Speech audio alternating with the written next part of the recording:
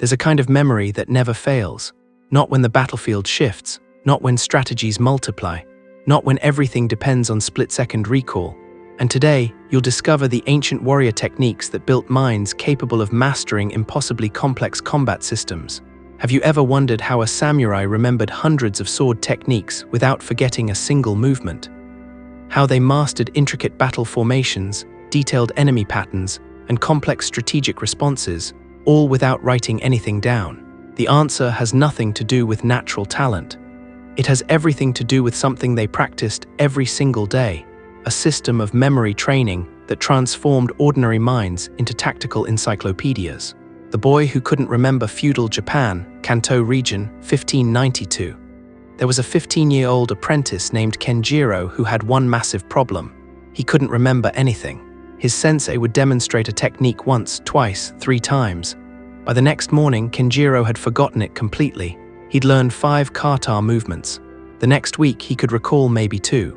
His fellow students were advancing while he remained stuck, repeating the same basic forms month after month. The other students whispered behind his back, "That one will never be a warrior. He doesn't have the mind for it. His memory is broken." Even Kenjiro started believing it. Maybe they're right. Maybe I'm just not smart enough. Maybe some people are born with warrior minds and others aren't. His master, an aging veteran named Takeda, watched this struggle for months. He saw the frustration in Kenjiro's eyes, the shame when he failed to remember sequences his peers mastered effortlessly. But Master Takeda also saw something the others missed. Kenjiro's problem wasn't his memory, it was his method. One evening after training, Master Takeda called Kenjiro aside. "Tell me, how do you try to remember the techniques I teach you?" Kenjiro thought for a moment. "I watch carefully. I repeat them over and over. I try really hard to memorize every movement." The master nodded slowly. "And that is exactly why you fail." The architecture of memory Master Takeda led Kenjiro to the dojo entrance. "Tell me, can you walk from this door to my quarters without thinking about it?" "Of course, sensei. I've walked that path 1,000 times." "Good. Now tell me, do you remember the path because you tried hard to memorize it? Or do you remember it because you've walked it so many times your body knows the way?" Kenjiro paused. His body knew the way. He could close his eyes and navigate the entire compound without conscious effort. "That's the first principle of warrior memory," Takeda explained. "The mind remembers places effortlessly. It's how we survived for thousands of years. Our ancestors needed to remember where food grew, where water flowed, where danger lurked. So our brains evolved to be perfect at spatial memory. The ancient Greeks and Romans discovered this truth 2,000 years ago. They called it the method of loci, though in Japan we developed our own version independently. The principle is simple. If you want to remember something that's hard to remember, you attach it to something your brain remembers naturally. And what does your brain remember most naturally? Places you know well. Over the next hour, Master Takeda taught Kenjiro a technique that would transform everything. "Take the path from the dojo entrance to my quarters. You know every step, every turn, every landmark along that route. Now we will transform that familiar path into a storage system for combat techniques."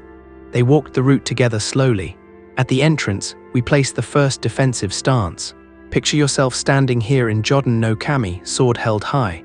Make the image vivid. See the angle of the blade, feel the weight in your arms. At the well, we place the counter-strike technique. Imagine yourself here performing tsuki, the thrust. See yourself stepping forward, blade extending. Station by station, landmark by landmark, they populated Kenjiro's familiar route with combat techniques. Each location became a mental storage space. The garden stone where he placed the sweeping leg technique, the cherry tree where he stored the spinning defense, the wooden post where he anchored the disarming sequence. The genius of this system, Master Takeda explained, is that you never struggle to remember the locations. Your mind already knows them perfectly.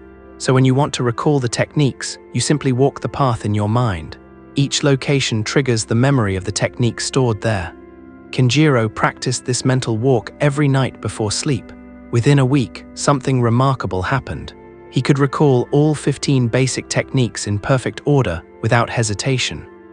Within a month, he had expanded his memory palace to include over 50 techniques across multiple routes through the compound, breaking down complexity. But Master Takeda knew that remembering individual techniques was only the beginning.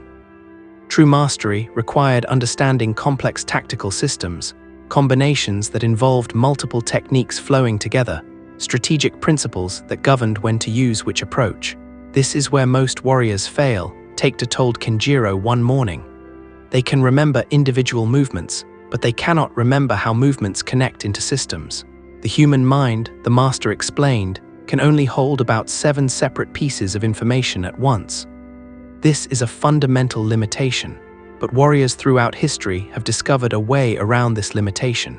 We call it chunking. Instead of remembering 7 separate things, we group them into larger, meaningful units. Each group counts as only one piece in your mind, but contains many pieces within it. Let me show you how this works. Master Take-Two drew in the dirt with a stick.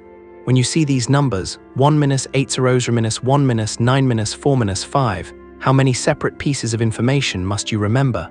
8 pieces, Kenjiro replied. Correct. And that's close to your limit, but watch what happens when we chunk them. 1800 is a year, 1945 is another year. Now how many pieces do you need to remember? Just 2, sensei. 2 meaningful chunks instead of 8. Separate digits. We apply the same principle to combat systems. Instead of remembering 20 individual defensive techniques, we group them into 5 categories. Defense against overhead strikes, defense against lateral strikes, defense against thrusts, defense against low attacks, defense against multiple opponents. Each category is one chunk in your mind but contains multiple techniques within it. Master Take-Two spent the next months teaching Kenjiro how to organize his growing library of techniques into logical hierarchies. Every technique belonged to a family. Every family had a purpose. Every purpose connected to a strategic principle. What seemed like chaos began to organize itself into elegant simplicity. The pattern behind patterns. One day during sparring practice, something extraordinary happened. A senior student attacked Kenjiro with a combination he'd never seen before. But instead of freezing, Kenjiro's body responded perfectly. He blocked, countered, and finished with a technique that surprised even himself. After the match, Master Take-Two approached him. You just responded to a combination you've never practiced. How did you know what to do? Kenjiro thought carefully. I didn't think about individual techniques. I saw the pattern of his attack and my body knew the pattern of response. The master smiled. You have discovered the third principle. This is what separates apprentices from masters. Apprentices memorize techniques. Masters see patterns. In chess, Master Take-Two explained, novice players look at individual pieces. They see a knight here, a pawn there, a rook in that position. But master players see patterns. They recognize configurations that appear repeatedly. A skilled player doesn't look at 32 pieces. They see 5 or 6 meaningful patterns that tell them everything about the position. Combat works exactly the same way. A novice sees each technique as a separate thing to remember, but a master recognizes that all techniques are variations of fundamental patterns. There are only so many ways the human body can attack. There are only so many angles of approach. Once you understand the underlying patterns, you stop needing to remember every individual technique. You understand the system itself. Over the following year, Master Take-Two taught Kenjiro to see these deeper patterns. Footwork patterns that appeared in dozens of different techniques. Energy flow patterns that governed how force transferred through the body. Timing patterns that determined when attacks succeeded or failed. Each pattern was like a master key that unlocked understanding of numerous individual techniques. The practice that never ends. 5 years later, Kenjiro was no longer the student who couldn't remember. He had mastered over 300 distinct techniques, organized into 17 major tactical systems, built on 8 fundamental combat patterns. But more importantly, he had developed a mind that could learn new systems rapidly because he understood how to store information efficiently. When traveling instructors visited from other schools, Kenjiro could watch a demonstration once and remember it perfectly weeks later. Not because his natural memory had improved, but because he had built mental structures for storing and retrieving information. His memory palace had expanded to include multiple routes through imaginary landscapes. His chunking systems had become so refined he could compress complex sequences into simple, memorable forms. His pattern recognition had developed to the point where he could see the fundamental structure beneath any technique. The other students still whispered, but now they said different things. How does he do it? How does he remember everything? One evening, a young apprentice approached Kenjiro. the same desperate look in his eyes that Kenjiro once had. "I can't remember anything," the boy confessed. "I'm not smart enough to be a warrior." Kenjiro smiled, remembering when he believed the same thing about himself. "Your mind is perfectly capable. You're just using it wrong. Let me show you something." He led the boy to the dojo entrance. "Can you walk from here to Master Takeda's quarters without thinking about it?" The system that transforms everything what Master Takeda taught Kenjiro, and what Kenjiro began teaching others, wasn't just a memory trick. It was a complete system for transforming how the mind processes complex information.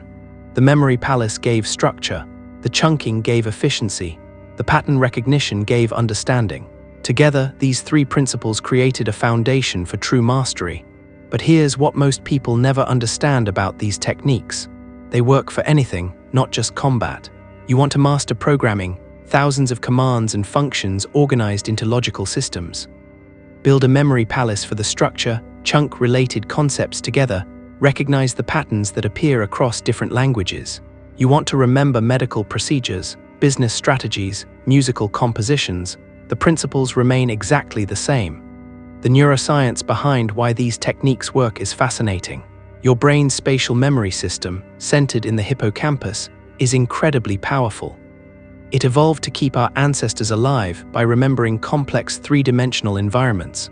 When you attach information to locations, you're piggybacking on this ancient, reliable system. Chunking works because it respects your brain's natural limitations while exploiting its strengths. Your working memory can only hold about 7 items, but those items can be simple or complex. By grouping information into meaningful chunks, you multiply your effective memory capacity by orders of magnitude. Pattern recognition leverages the brain's fundamental way of understanding the world. Your mind is constantly looking for patterns, trying to compress information into simpler forms. When you consciously develop this skill, you accelerate learning dramatically because you're working with your brain's natural tendencies rather than against them. Your path forward, the question isn't whether these techniques work. They've been proven across centuries, across cultures, across countless individuals who transformed from struggling learners into masters. The question is whether you're willing to build the foundation. Choose one complex system you want to master. It could be a skill, a body of knowledge, a strategic framework, anything that feels overwhelming right now. Then apply these three principles systematically. First, build your memory palace. Choose a familiar route through a real place you know well. It could be your home, your commute, your childhood neighborhood. Walk it mentally until you can navigate it perfectly with your eyes closed. Then begin attaching the information you want to remember to specific locations along that route. Make the images vivid, unusual, even absurd. The stranger the image, the better you'll remember it. Second, organize through chunking. Look for natural groupings within the information. What pieces belong together? What categories make sense? Build a hierarchy from simple to complex. Each chunk should be meaningful and memorable on its own, but connected to the larger system. Third, hunt for patterns. Don't just memorize individual facts. Look for the underlying structure. What principles govern this domain? What patterns appear repeatedly? Once you see the pattern, you understand the system. And understanding the system makes remembering the details almost effortless. Kenjiro started as the student everyone thought would fail. But by applying these ancient principles, he became a master whose memory seemed limitless. The difference wasn't talent, it was technique. And the same techniques that worked for him will work for you. Your mind is not broken. Your memory is not weak. You simply haven't learned how to use the tools that warriors have used for centuries. The memory palace gives you structure, chunking gives you efficiency, pattern recognition gives you understanding. Together, they transform impossible complexity into elegant simplicity. The path of mastery begins with a single step, not a step toward perfection, but a step toward understanding. And that step starts now with one familiar location, one meaningful chunk, one recognized pattern. Build from there day by day until what once seemed impossible becomes second nature. Remember, the greatest warriors weren't born with perfect memories. They built them, stone by stone, technique by technique, until their minds became unbreakable fortresses of knowledge. You can do the same. The question is, will you? If this exploration of ancient memory techniques resonated with you, if you found wisdom that you can apply to your modern challenges, subscribe to the channel and activate the notification bell. Share this with someone who's struggling to master a complex system. Your comment about which technique you'll implement first could be exactly what another viewer needs to hear. Until next time, remember that mastery isn't about having a perfect memory. It's about building a system that makes memory effortless. Walk your path with clarity and purpose.